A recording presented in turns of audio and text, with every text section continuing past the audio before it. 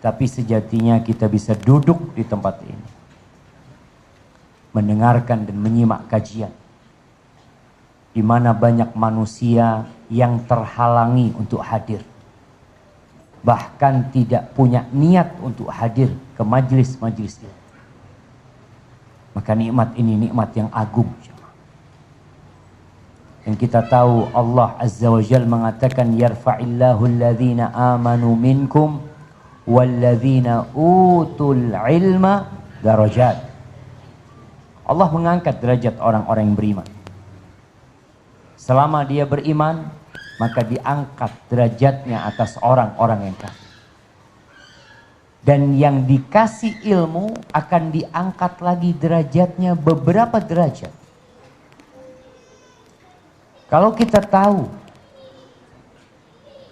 jarak antara satu derajat dengan derajat yang selanjutnya di akhirat nanti, jemaah, itu kama bainas sama'i wal ardh, seperti antara langit dan bumi, itu satu derajat. Maka jangan pernah meremehkan majelis ilmu dan syukuri nikmat ini. Allahumma salli wa sallim ala sayyidina Muhammadin wa ala alihi wa ashabihi ajma'in. Ya Allah, semoga salat dan salam senantiasa tercurahkan untuk hamba kekasih Allah, untuk baginda Nabi kita Muhammad alaihi salatu wassalam, yang mengajarkan kepada kita segala kebaikan, yang menyampaikan kepada kita segala yang diperlukan oleh umat manusia. Beliaulah suri tauladan kita. Barang siapa yang mencari jalan menuju surga selain jalannya Rasulullah sallallahu alaihi wasallam, maka neraka yang akan jadi tempat dia. Maka jangan berhenti bersalawat untuk Nabi alaihi salatu wassalam. Jibril alaihi salam pernah memberikan kabar gembira kepada Nabi alaihi salatu wassalam yang sampai Nabi sujud syukur atas nikmat tersebut. Kita udah bahas itu. Bagaimana Rasulullah sallallahu alaihi wasallam sujud. Setelah bangkit dari sujud, ditanya oleh Umar bin Khattab tentang sujudnya. Atani Jibril anifan. Jibril tadi datang kepadaku memberikan kabar gembira. Anna man shalla alaika salatan wahidatan sallallahu alaihi biha asyra. Bahwa barang siapa yang bersalawat kepadamu satu kali, kita salawat buat Nabi alaihi salatu wassalam, satu kali, Allah akan membalas salawat itu dengan 10 salawat dari Allah. Tanyakan kepada diri kita sendiri-sendiri. Hari ini, sejak mata kita terbuka sampai kita duduk di tempat ini, berapa kali antum bersalawat untuk Nabi alaihi salatu wassalam? Ada banyak keindahan yang kita tinggalkan. Semoga salat itu bersambung untuk keluarga beliau, untuk istri-istri beliau, untuk putra-putri beliau, dan untuk seluruh sahabat Nabi. Semoga Allah meridhai kita bersama mereka. Amma ba'd, ahibati fillah. Malam ini insyaallah malam 25 Jumadal Akhirah 1441 Hijriah. Kira-kira 65 hari lagi kita Ramadan. 5 hari lagi kita akan masuk ke salah satu bulan haram, bulan Rajab. Yang kita tahu di antara 12 bulan itu ada 4 bulan haram, bulan yang dimuliakan. Yang berbuat dosa di sana nggak sama dengan berbuat dosa di lain bulan tersebut. Maka persiapkan diri kita untuk masuk ke bulan Rajab dengan memperbanyak amal soleh tentu di bulan haram ini. Kemudian kita akan masuk ke bulan Sya'ban. Lalu kita akan masuk ke bulan Ramadan. Dan ana ingin uzur insyaallah 2 pekan ke depan mungkin libur kajian jemaah.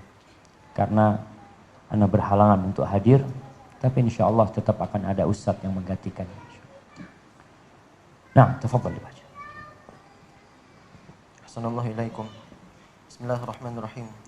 الحمد لله حمدا كثيرا طيبا مباركا فيه أشهد أن لا إله إلا الله وحده لا شريك له وأشهد أن محمدا عبده ورسوله صلوات ربي وسلامه عليه اللهم اغفر لنا ولشيخنا ولوالديه ولمشايخه وللمستمعين. قال الإمام أبو عبد الله محمد بن إسماعيل بن إبراهيم بن المغيرة بن البردسبة البخاري رحمه الله تعالى في الأدب المفرد باب دعوات النبي صلى الله عليه وسلم. قال حدثنا مسدد وخليفة قال حدثنا بشر بن المفضل قال حدثنا الجريري عن أبي الورد عن أبي محمد الحضرمي عن أبي أيوب الأنصاري رضي الله عنه قال رجل عند النبي صلى الله عليه وسلم الحمد لله حمدا كثيرا طيبا مباركا فيه وقال النبي صلى الله عليه وسلم من صاحب الكلمة فسكت ورأى أنه حجم من النبي صلى الله عليه وسلم على شيء كرهه فقال من هو فلم يقل إلا صوابا فقال رجل أنا أرجو منها الخير فقال والذي نفسي بيده رأيت 13 ملكا يبتدرون أيهم يرفعها إلى الله عز وجل.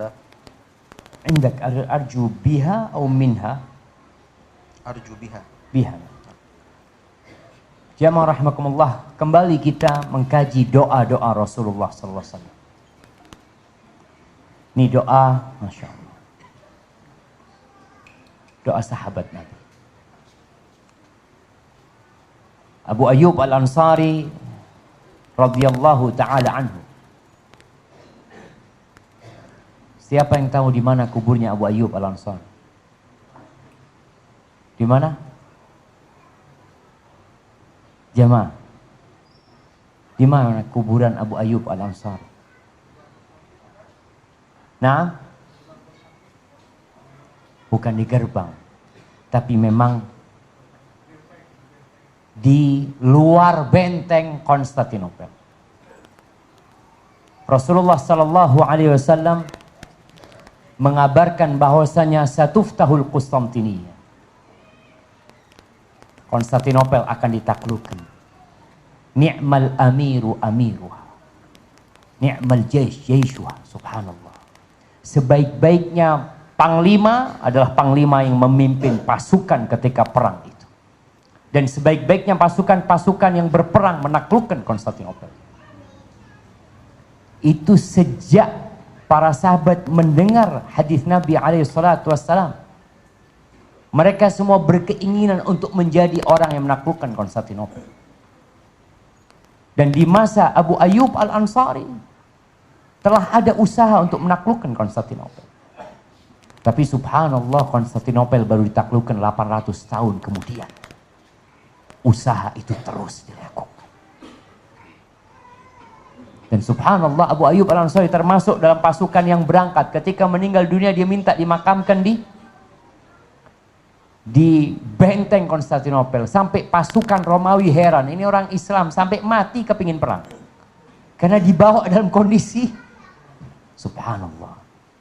Hada Abu Ayyub Al-Ansari radhiyallahu taala anhu. Dan di antara keutamaan Abu Ayyub Al-Ansari, ketika Rasulullah sallallahu alaihi wasallam hijrah ke kota Madinah, beliau naik ontanya, kemudian beliau turun. Para sahabat megangin ontanya Nabi SAW. Ontanya Nabi itu berhenti di sebuah tempat, kemudian berdiri lagi, kemudian balik ke tempat tersebut. Orang-orang pada mengatakan kepada Nabi SAW, ya Rasulullah, singgahlah di tempat kami. Kami akan persiapkan semua yang kau perlukan. Al-adadu wal-uddah. Kami punya banyak pasukan, persiapan kami juga untuk melindungimu kuat. Semua pada ribut. Minta Nabi SAW tinggal di rumahnya. Abu Ayyub Al-Ansari tidak banyak berbicara. Itu barang-barang Nabi dari atas ontanya dibawa ke rumahnya Abu Ayyub. Orang ribut. Kata Nabi SAW, ar-rajulu ma'arahli. Ya udah, barangnya di sana, masa kita ke rumahnya yang lain, kata Nabi SAW. Akhirnya Nabi SAW tinggal di rumahnya Abu Ayyub Al-Ansari radhiyallahu ta'ala. Beliau nggak punya rumah, jemaah. Beliau datang dari kota Mekah. Ini konsekuensi orang yang hijrah. Siap meninggalkan segala sesuatu yang dia miliki. Segala keindahan. dan hidup menumpang di rumahnya Abu Ayyub Al-Ansari.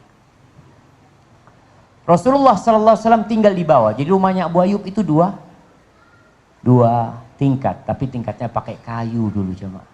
Rumahnya orang kecil-kecil. Waktu itu Abu Ayyub meminta kepada Nabi sallallahu alaihi wasallam agar Nabi tinggal di atas. Tapi Nabi beralasan banyak orang yang berkunjung.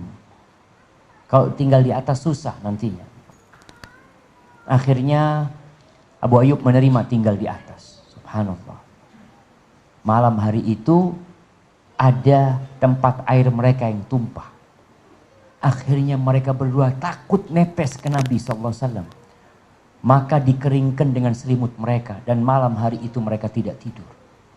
Mereka berpikir gimana kita berada di atas sedangkan Rasulullah SAW ada di bawah. Keesokan harinya mereka berdua minta Nabi SAW untuk tinggal di atas. Abu Ayyub Masya Allah biasa menyediakan makan buat Nabi SAW. Di satu nampan dikasih Nabi makan dengan para sahabatnya. Sisanya baru dimakan oleh Abu Ayyub bersama istrinya. Radhiyallahu ta'ala anhum. Biasanya kalau sudah selesai Nabi makan, dikirim ke tempatnya Abu Ayyub tanya, dari mana Rasulullah SAW makan? Di tempat ini Nabi makan SAW. Maka dia sama istrinya cari berkahnya Rasulullah Sallallahu Alaihi Wasallam. Suatu hari seperti biasa dia kirim makanan. Setelah dibalikin makanan itu, ditanya, di mana Rasulullah SAW makan? Kata sahabat yang membawa makanan itu, Nabi tidak menyentuh makanan ini. Maka takut Abu Ayyub. Karena pada waktu itu masakannya pakai bawang putih. Lalu Abu Ayyub datang jumpai Nabi SAW. Ya Rasulullah, apakah haram bawang putih itu? Katanya, enggak. Walakinnani unaji man la tunajun. Tapi aku bermunajat kepada yang kalian tidak ngobrol sama dia. Sama Jibril maksudnya alaihi salam. Sedangkan Jibril nggak suka dengan aroma-aroma yang tidak enak seperti itu. Apa kata Abu Ayyub? Mulai saat ini aku benci dengan apa yang kau benci wahai Rasulullah SAW. Hada Abu Ayyub Al-Ansari radhiyallahu ta'ala anhu sahib Rasulullah sallallahu alaihi wasallam.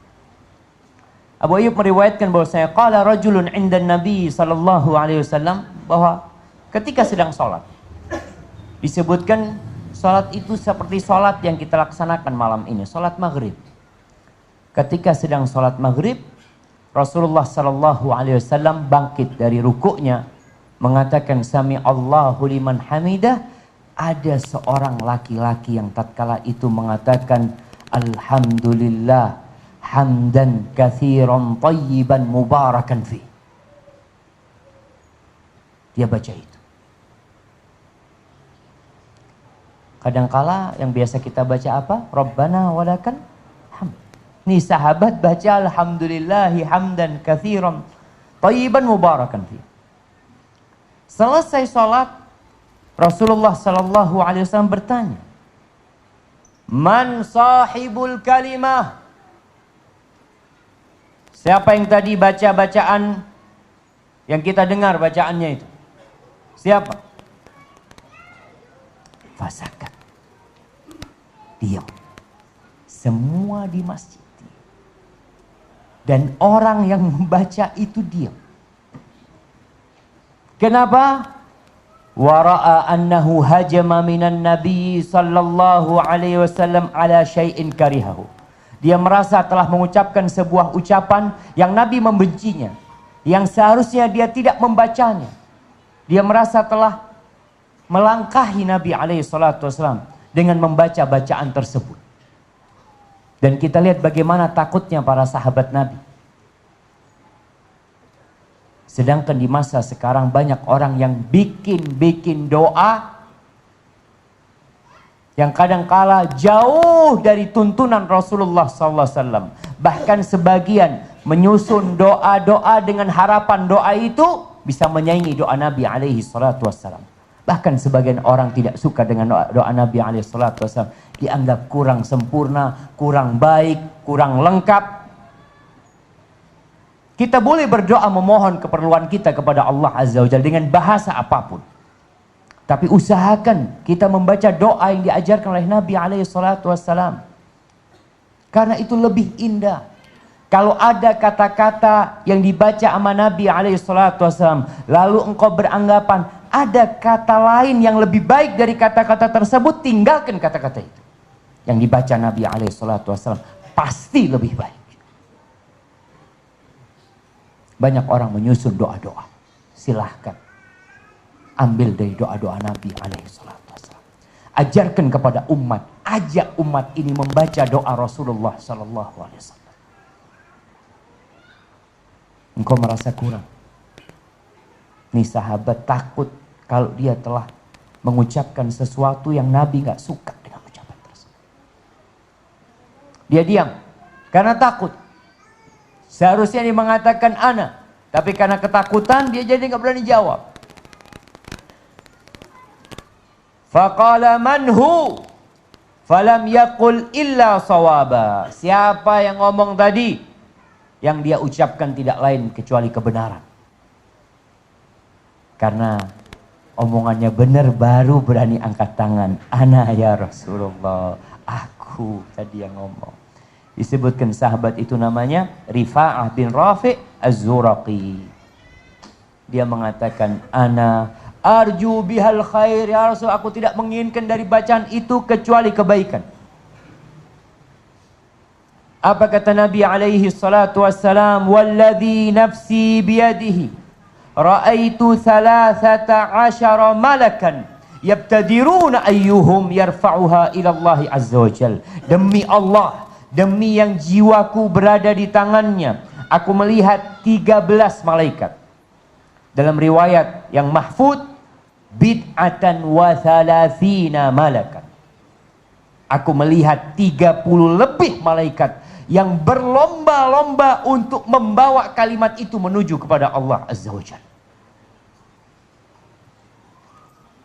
Dalam riwayat dikatakan mereka membawa dan mereka bingung gimana mau menulisnya. Kita tahu ada pahala yang ditulis 1 jadi 10, 10 jadi 700 kali lipat. Ini para malaikat ketika membawa, mereka yang rebutan membawa kalimat tersebut, mereka juga kebingungan. Mereka sampai membawa kepada Allah, gimana nulis bacaan pujian untukmu ini ya Allah. Lalu Allah mengatakan, uktubuhu kama qala abdi. Tulis seperti yang dikatakan oleh hambaku. Tulis itu. Bukan tulis pahalanya sekian, tulis yang dia bacakan. Karena mereka bingung bagaimana menuliskan. Coba kita melihat apa sih yang dibaca oleh sahabat ini. Sehingga malaikat-malaikat berlomba-lomba untuk membawa kalimat tersebut. Mereka mengangkatnya kepada Allah Azza wa Jal. Karena memang Allah ada di atas sana. Dia mengatakan alhamdulillah. Segala puji bagi Allah. Biasa. Kita juga mengatakan alhamdulillah. Hamdan katsiran. Pujian yang banyak. Berapa banyak? Ada orang yang memuji 1 juta pujian buat Allah. Ada yang mungkin 1 miliar pujian buat Allah. Nih sahabat mengatakan katsiran. Nggak ada batasannya. Sehingga nulisnya mau ditulis berapa pujian orang. Thayyiban, penuh dengan kebaikan. Bukan pujian biasa. Tapi pujian yang penuh dengan kebaikan. Mubarakan fih, yang penuh dengan berkah di dalam. Dan kita tahu makna berkah. Berkah adalah sesuatu yang tetap, yang baik, yang berkembang. Yang tumbuh terus. Maka kalau dikatakan malaikat bingung, kita juga bingung. Ini sebesar apa pujian ini?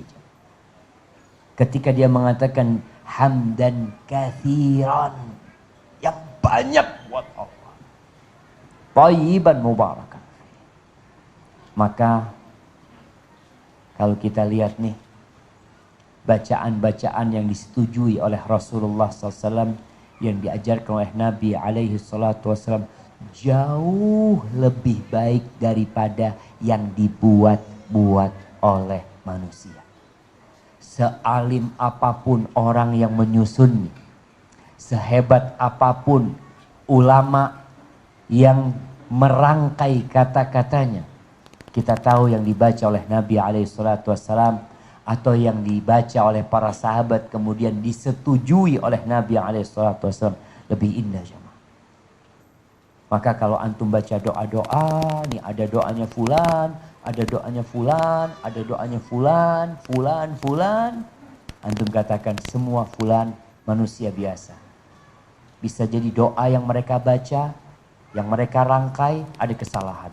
Aku hendak membaca doanya Rasulullah sallallahu alaihi wasallam. Barakallahu fikum. Nah, silakan. أحسن الله إليكم. ثم قال رحمه الله تعالى: حدثنا أبو النعمان قال حدثنا سعيد بن زيد قال حدثنا عبد العزيز بن صهيب قال حدثني أنس رضي الله عنه قال كان النبي صلى الله عليه وسلم إذا أراد أن يدخل الخلاء قال اللهم إني أعوذ بك من الخبث والخبائث. Barakallahu fikum. Masih di doa-doa Nabi SAW, Imam Bukhari mengatakan telah mengajarkan kepada kami Abu Nu'man, dia berkata telah mengajarkan kepada kami Sa'id ibn Zaid, dia berkata telah mengajarkan kepada kami Abdul Aziz ibn Suhaib, qala haddatsani Anas, ni hadis dari Anas bin Malik khadimi Rasulullah sallallahu alaihi wasallam, qala kana an-nabiy sallallahu alaihi wasallam idza arada an yadkhul al-khala. Nabi alaihi salatu wasallam kalau mau masuk khala. Khala itu tempat buang hajat. Ya, tempat buang hajat mungkin dari satu tempat ke tempat lainnya beda-beda. Ada yang buang hajatnya dulu di padang pasir. Sampai sekarang masih ada. Ada yang buang hajatnya di sungai. Boleh nggak buang hajat di sungai? Boleh nggak? Kok nggak boleh? Airnya mengalir kan? Nggak boleh kan di air yang tidak mengalir? Lihat sungainya. Dan lihat jangan sampai antum buang hajat di sungai dilihat orang sekampung. Itu yang nggak boleh. Artinya ketika tempat itu memang tempat buang hajat, ditutupin. Jangan sampai dilihat orang. Dulu para wanita di masa Nabi alaihissalatu wassalam, subhanallah, ketika di rumah belum ada toilet, mereka itu buang hajatnya di malam hari. Hanya di malam hari. Mereka berangkat ke khala, tempat yang terbuka sana, yang memang tempat menjadi tempat buang hajat. Di sana mereka buang hajat. Mereka menahan diri. Tapi setelah itu dibangun toilet di rumah-rumah setelah itu. Baik, Nabi SAW kalau mau masuk ke khala, beliau membaca doa. Apa doanya? Allahumma inni a'udzubika minal khubuthi wal khaba'ith. Ya Allah, aku berlindung kepadamu dari khubuth bi dhammil ba. Khubuth wal khaba'ith. Ada riwayat dengan lafaz minal khubthi bisukunil ba, minal khubthi wal khaba'ith. Para ulama menjelaskan yang dimaksud dengan khubuth adalah jam'u khabith atau khabitha. Itu yang dimaksud adalah setan-setan laki-laki. Wal khaba'ith, setan-setan perempuan. Atau khubth dengan dham al-ba, lawan dari tayyib, jamak khabith lawan dari tayyib. Disebutkan oleh para ulama, wal khubthu bi dhammil kha wal ba wa qila bi sukunil ba jam'u khabithin wal khaba'ith. Jam'u khabitha, jam'u khabithin wal khaba'ith jam'u khabitha. Khabitha ay dzukranus syayatin wa inathuhum. Setan yang laki-laki dan setan perempuan.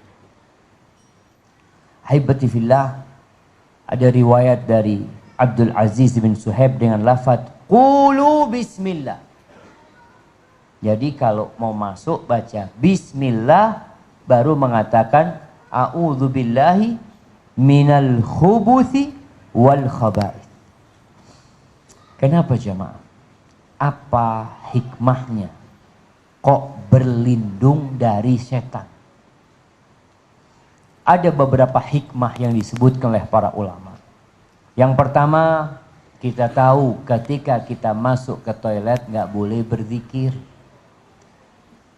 Jadi tempat itu berbahaya.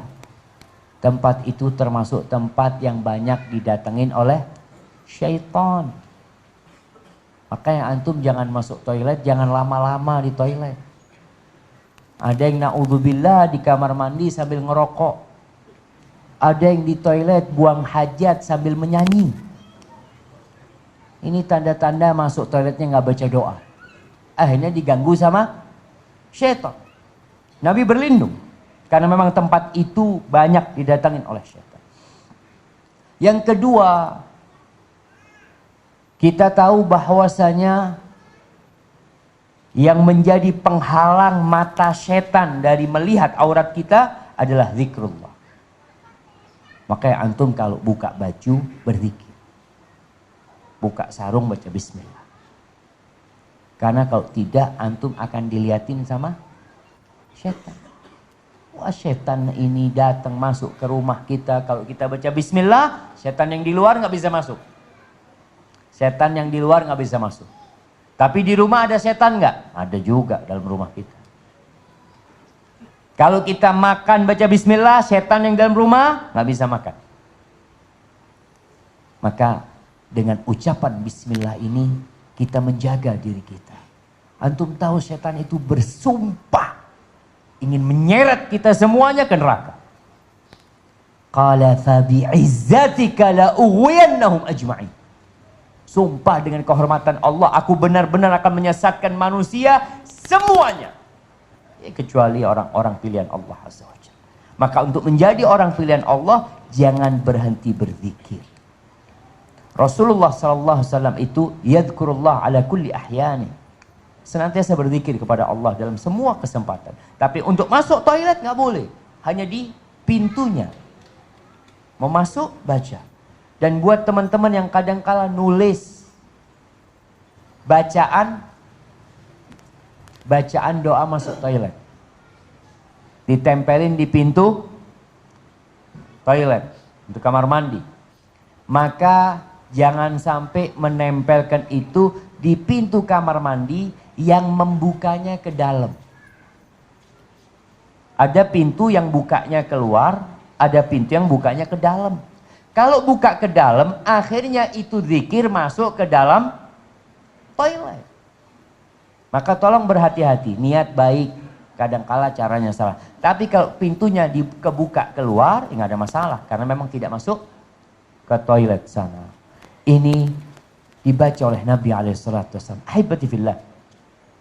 Kalau antum melihat keindahan Islam ini, kesempurnaan Islam ini, sampai urusan masuk toilet diatur. Kaki mana yang dimasukkan diatur. Sebagian kita masuk toilet dalam hidupnya nggak pernah urusan. Mau kaki kanan, mau kaki kiri. Yang ada kadang-kala lari-lari. Kalau ngantri gedor-gedor. Masuk. Nggak tahu kaki mana yang dia masuk. Doa juga tidak membaca. Berhenti sejenak. Berhenti sebentar. Antum mengatakan Bismillah. A'udzubillahi minal khubuthi wal khaba'ith. Atau khubuth dari khabith, hal-hal yang buruk yang mungkin terjadi di tempat tersebut. Kita minta perlindungan kepada Allah Azza wa Jalla. Di dalam toilet pun diatur di dalam Islam. Duduknya ngadep kemana? Agama mana yang mengajarkan itu? Sampai ke dalam toilet diatur, antum kalau duduk ngadep kemana? Sebagian orang masuk toilet nggak ngurus ngadep mana. Para sahabat Nabi radhiyallahu taala anhum, ketika mereka berangkat ke Syam, menaklukkan Syam, sudah di sana toilet-toilet sudah dibangun. Toilet yang dibangun itu ternyata ngadep ke kiblat atau membelakangi kiblat.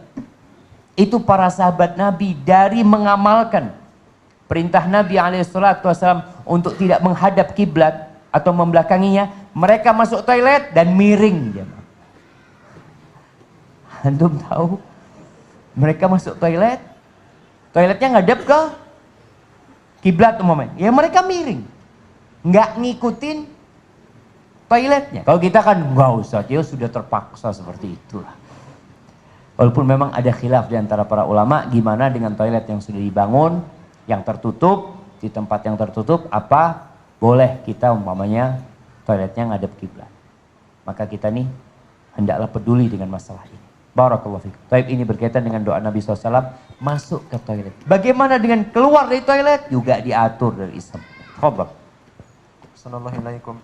ثم قال حدثنا مالك بن إسماعيل قال حدثنا إسرائيل عن يوسف بن أبي بردة عن أبيه عن عائشة رضي الله عنها قالت كان رسول الله صلى الله عليه وسلم إذا خرج من الخلاء قال غفرانك. Masya Allah. Masuk toilet, baca doa. Keluar toilet, baca doa. Sebagian kita keluar toilet sambil tepuk-tepuk perutnya. Mana doanya jamaah? Subhanallah jamaah. Nih hadis Aisyah.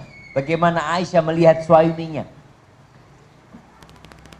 Ketika beliau, kana Rasulullah sallallahu alaihi wasallam idza kharaja minal khala. Tadi kalau masuk ke khala, ini kalau keluar dari khala. Beliau mengatakan ghufranak, ampunanmu ya Allah. Minta ampun. Masuk minta perlindungan, keluar minta ampun. Ustaz, kalau nggak hafal boleh pakai bahasa Indonesia? Boleh. Yang penting antum baca. Minta ampun ya Allah. Makna ghufranak, as'aluka ghufranaka. Aku memohon kepadamu ampunanmu. Kenapa kok minta ampun keluar dari toilet? Ada doa-doa lain. Seperti riwayat Ibnu Umar. Yang disebutkan bahwa Nabi membaca alhamdulillahilladzi adzaqani ladzatahu wa abqa fiyya quwwatahu wa adhaba anni adahu. Riwayat ini dikeluarkan oleh Ibnu Sunni, namun disebutkan dhaif. Nah, baik. Kemudian ini artinya kalau yang riwayat Ibnu Umar, alhamdulillah yang telah membuat aku merasakan kelezatannya dan membiarkan atau mensisakan di diriku kekuatannya dan menjauhkan dari aku gangguannya. Ada juga riwayat Abu Dzar, alhamdulillahilladzi adhaba 'annil adza wa 'afani. Ini yang diriwayatkan oleh Ibnu Sunni jemaah. Dan ini juga dhaif. Alhamdulillahilladzi adhaba 'annil adza wa 'afani. Segala puji bagi Allah yang telah menyingkirkan dari aku gangguan dan memberikan kesehatan, afiah kepadaku. Namun hadis-hadis ini diperbincangkan oleh para ulama tentang kesahihannya. Yang sahih, yang baru saja kita baca. Baca ghufranak, ampunanmu ya Allah. Kenapa minta ampun? Para ulama menyebutkan minta ampun bisa jadi karena dua hal. Yang pertama, Rasulullah Sallallahu Alaihi Wasallam biasa berzikir dalam semua kondisi. Ketika masuk toilet, beliau nggak berzikir, berhenti berzikir di sana. Maka beliau memohon ampunan kepada Allah Azza wa Jalla. Padahal beliau meninggalkan zikir tersebut bukan karena sengaja, tapi karena kondisi yang memang tidak memungkinkan untuk berzikir. Beliau minta ampun jamaah. Jadi kalau kita lihat orang-orang saleh itu memohon ampunan kepada Allah bukan karena dosa saja, tapi mereka memohon ampunan kepada Allah Azza wa Jal karena meninggalkan sesuatu fadilah, sebuah keutamaan yang nggak dia kerjakan. Ada orang nggak sholat duha karena banyak kerjaan, ribut, dia menyesal, dia beristighfar, seakan-akan dia punya dosa besar. Itu orang yang soleh. Mereka beristighfar karena meninggalkan fadilah, meninggalkan keutamaan. Selesai sholat, orang soleh beristighfar karena mungkin gak sempurna. Kalau itu ada sholatnya mungkin yang kurang, kita diajarkan beristighfar. Yang kedua, beristighfar karena kita tidak mampu mensyukuri nikmat yang telah Allah berikan. Makan itu nikmat.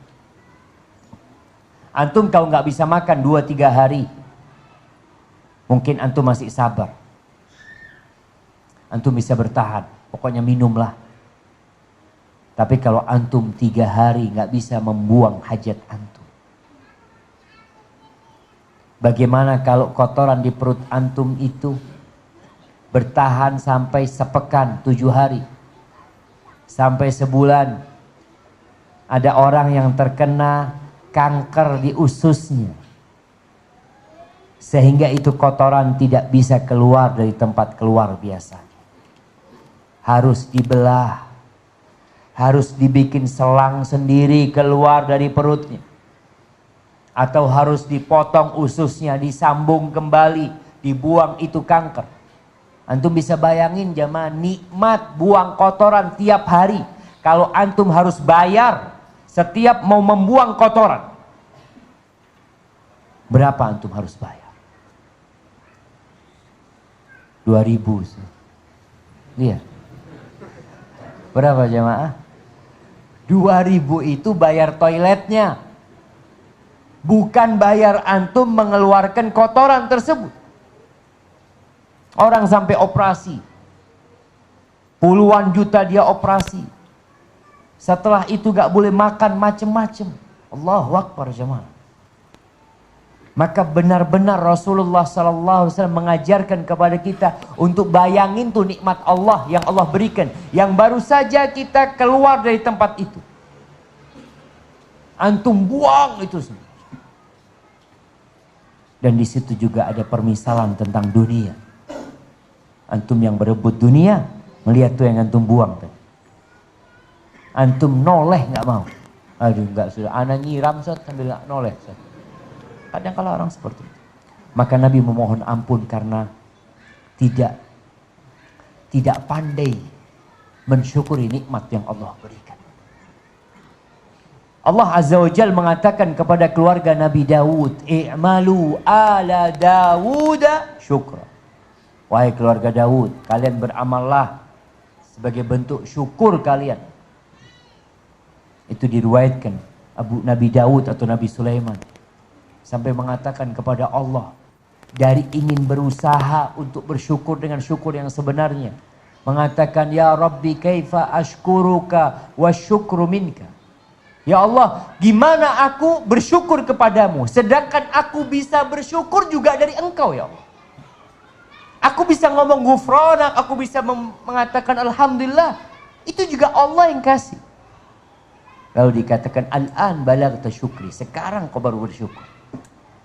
Ketika orang merasa yakin bahwa dia melakukan ketaatan karena Allah yang memberikan taufik kepadanya, bahwa lisan dia bisa berzikir karena Allah yang membuat lisannya bisa berzikir, tatkala itu baru hamba ini sampai tingkatan syukur kepada Allah Azza wa Jalla. Maka mulai saat ini antum kalau masuk toilet, keluar toilet, baca doa.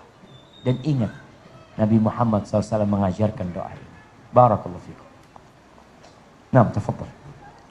ثم قال رحمه الله تعالى حدثنا إبراهيم بن المنذر قال حدثنا بكر بن سليم الصواف قال حدثني حميد بن زياد الخراط عن كريب مولى بن عباس قال حدثنا ابن عباس رضي الله عنهما قال كان النبي صلى الله عليه وسلم يعلمنا هذا الدعاء كما يعلمنا السورة من القرآن.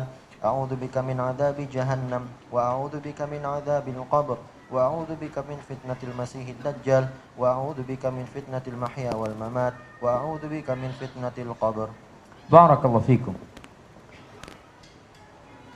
Di sini Al-Imam Bukhari meriwayatkan sebuah hadis dari Quraib Maula bin Abbas radhiyallahu anhuma. Dia mengatakan haddatsana Ibnu Abbas. Apa kata Ibnu Abbas? Kana Nabi sallallahu alaihi wasallam yu'allimuna hadha ad-du'a kama yu'allimuna surata minal Qur'an.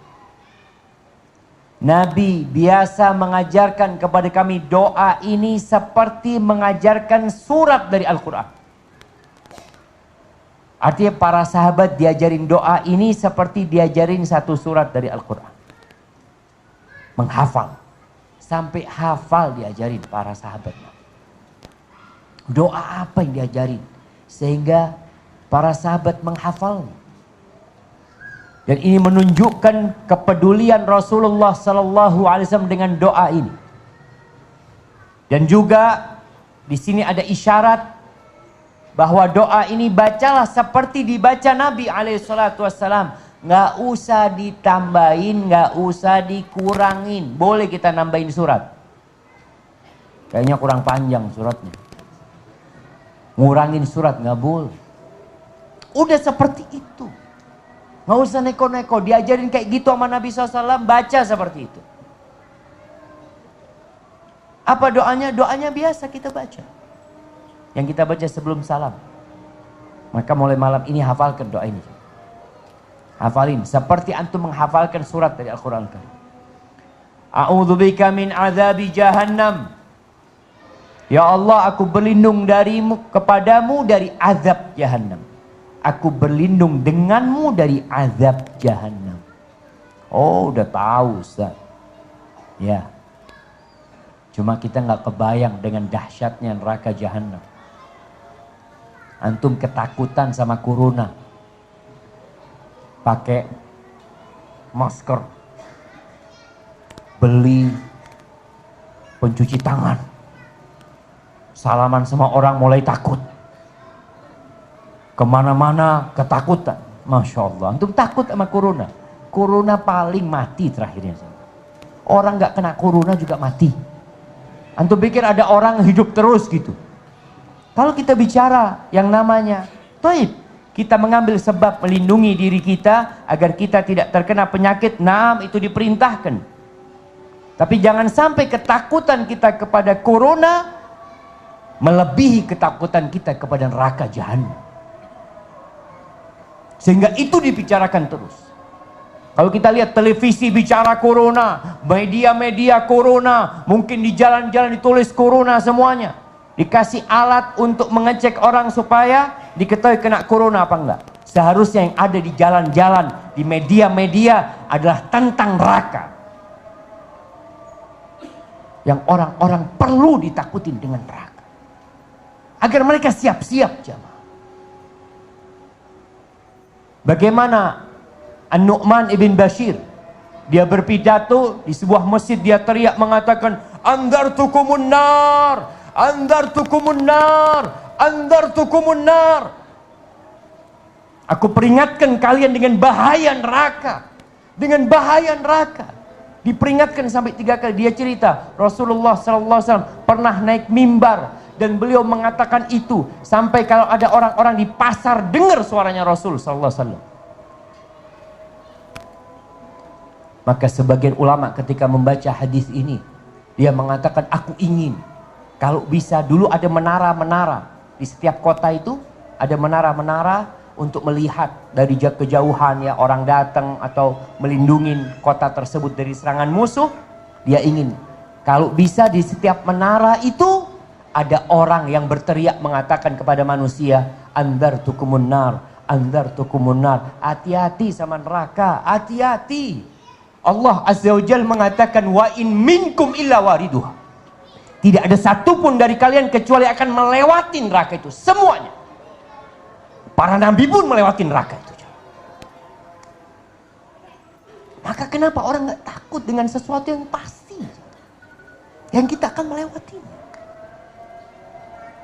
Maka dia ingin. Kalau bisa di setiap kota ada yang memperingatkan dari api neraka. Tapi sepertinya media tidak terlalu takut dengan neraka. Mereka begitu takutnya dengan corona. COVID-19 yang sekarang namanya seperti itu. Iya, kita perlu takut, mawas diri. Tapi ada sesuatu yang harusnya kita lebih takut sama itu.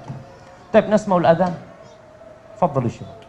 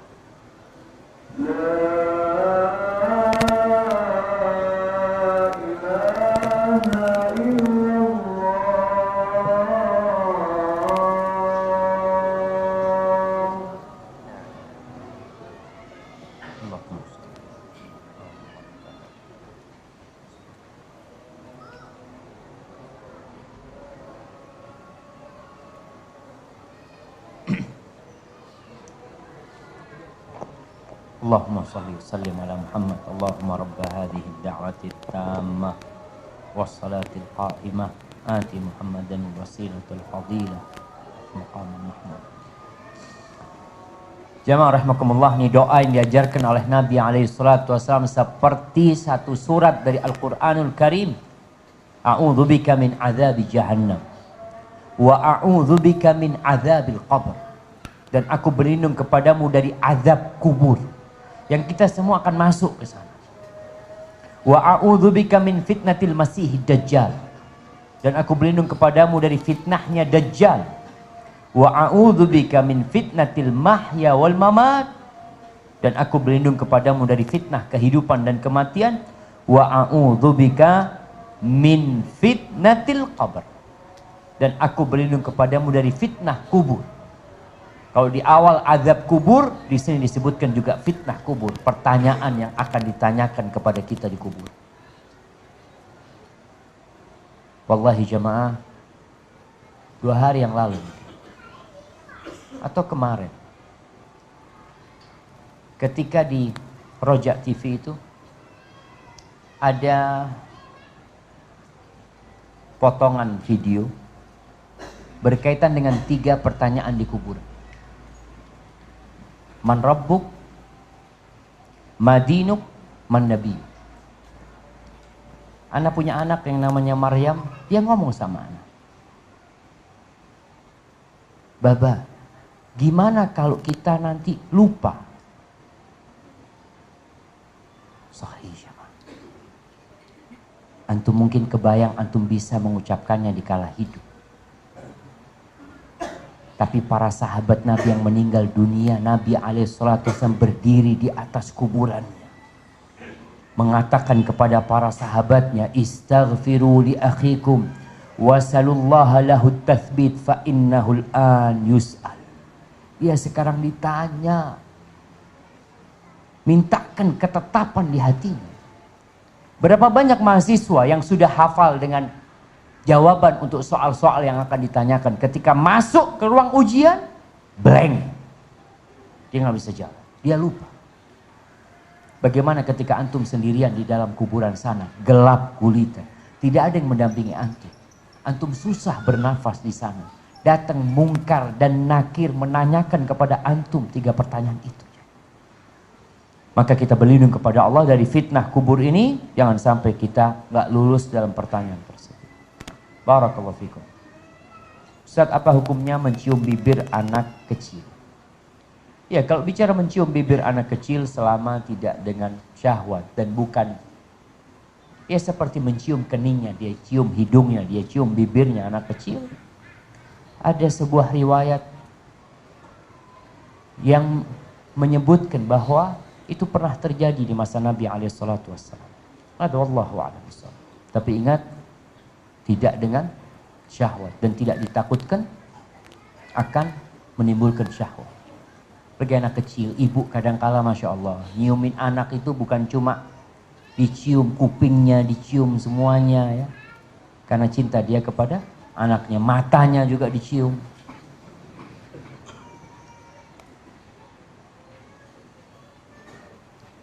Ketika hendak mau mandi atau berwuduk di kamar mandi, baca basmalnya di awal sebelum masuk kamar mandi atau di dalam kamar mandi? Nggak boleh di kamar mandi. Antum bacanya ketika mau masuk kamar mandi. Barakallahu fikum.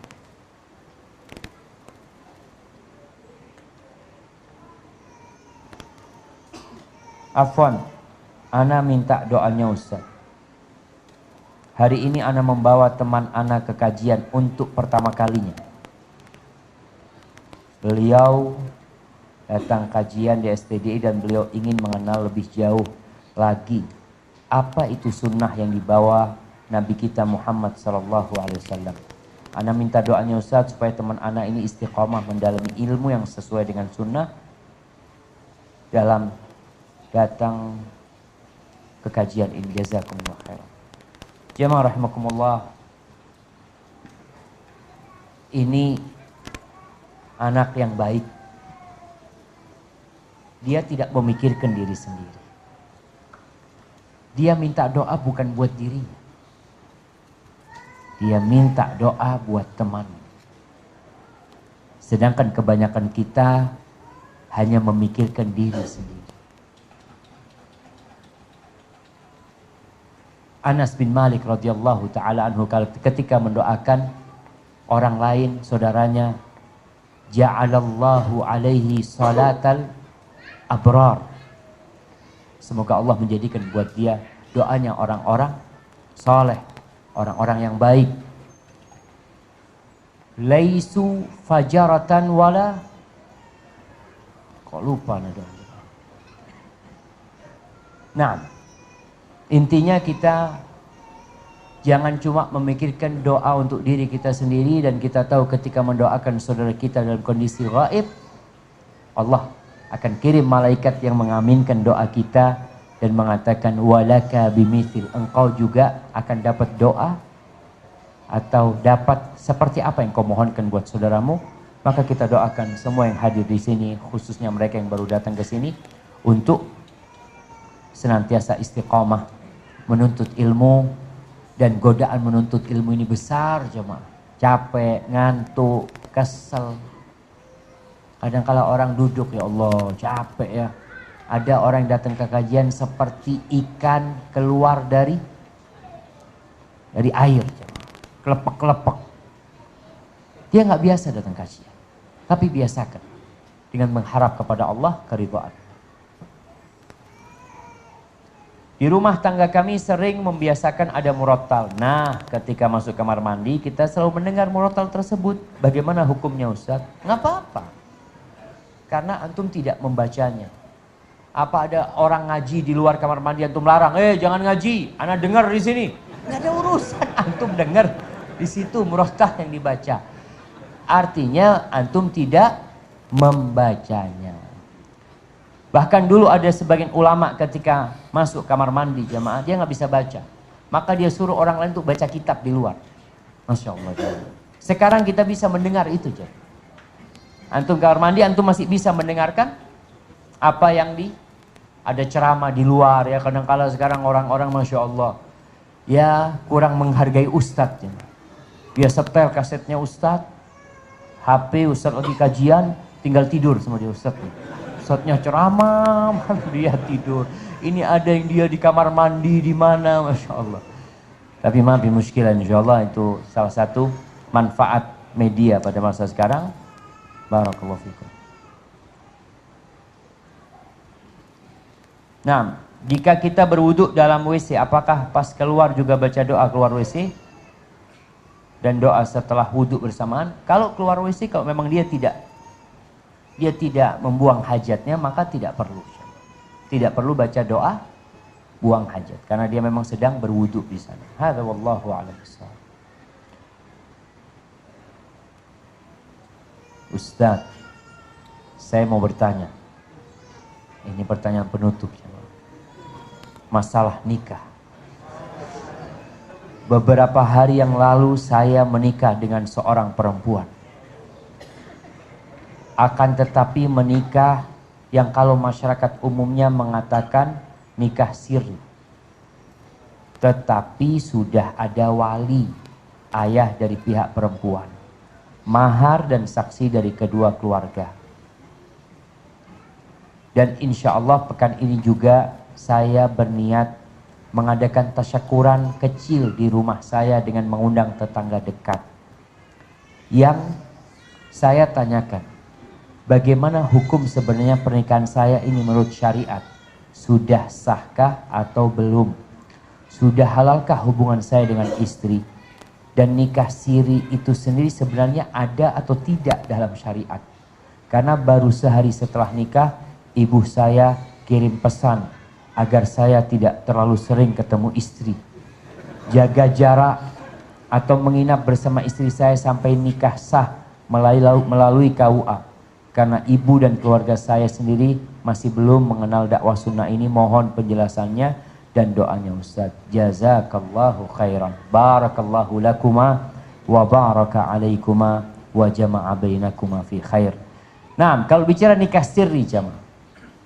Nikah itu ada yang sah secara syariat, tapi tidak sah secara hukum negara. Tapi secara agama sah. Begitu pula perceraian. Ada perceraian yang sah secara agama, tapi belum sah secara hukum negara. Karena memang ada langkah-langkah yang harus ditempuh kalau urusannya sama negara. Ada yang ruwet kadangkala. Orang Jember mau nikah sama orang, umpamanya orang Semarang. Itu harus ngurus di KUA Semarang. Karena perempuannya orang Semarang umpamanya. Tapi umpamanya nggak pakai urusan KUA, ya dia bisa langsung menikah tanpa berkas-berkas tersebut. Jadi intinya, kalau dikatakan antum menikah tadi sudah ada walinya, ada maharnya, ada saksinya, selesai sudah. Nikah antum sah secara agama. Dikatakan sirri karena memang belum sah secara hukum negara. Tapi antum silahkan adakan walimah. Karena yang membedakan antara pernikahan dengan perzinaan itu aduh, ada rebana. Jadi kalau nikah itu rame-rame. Kalau zina itu sembunyi-sembunyi. Antum nikah, undang tetangga-tetangga, nggak apa-apa. Cuma memang kalau secara hukum negara antum belum sah. Ana anjurkan segera mensahkan pernikahan. Kenapa jamaah? Nikah sirri ini kadangkala berdampak di kemudian hari. Ketika terjadi perceraian, ketika salah satu meninggal, nanti ada yang harus diurusin berkaitan dengan warisan umpamanya. Di situ dampaknya nantinya. Dan kita diperintahkan untuk taat kepada pemerintah kita. Selama perintahnya tidak bertentangan dengan agama. Artinya pemerintah menentukan hal itu ya demi menjaga hak-hak wanita ya. Demi untuk jangan sampai ada orang-orang yang mengaku bujangan terus ya ma. Karena di KTP-nya nggak pernah berubah. KTP-nya tetap perjaka, ya perjaka KTP. Tidak kawin gitu kan, tidak, padahal dia udah kawin. Nanti ke perempuan sana, ini loh KTP saya, tidak kawin, syondor. Ini berbahaya seperti itu. Jadi sebenarnya untuk keselamatan, untuk pelindungan kepada semuanya, maka itu perlu dijaga. Tapi kalau yang dikatakan apakah antum boleh menggaulin istri antum, udah sah istri antum, maka dia halal untuk antum.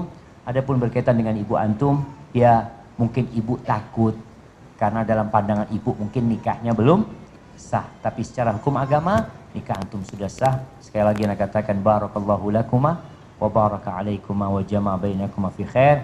Yang belum nikah segera menikah. Wassalamualaikum warahmatullahi wabarakatuh. Jamaah syuf, mahasiswa. Anda lihat nggak ada yang tanda tangan ini jamaah. Ujajid baru. Baik, yang sudah hadir tolong tanda tangan.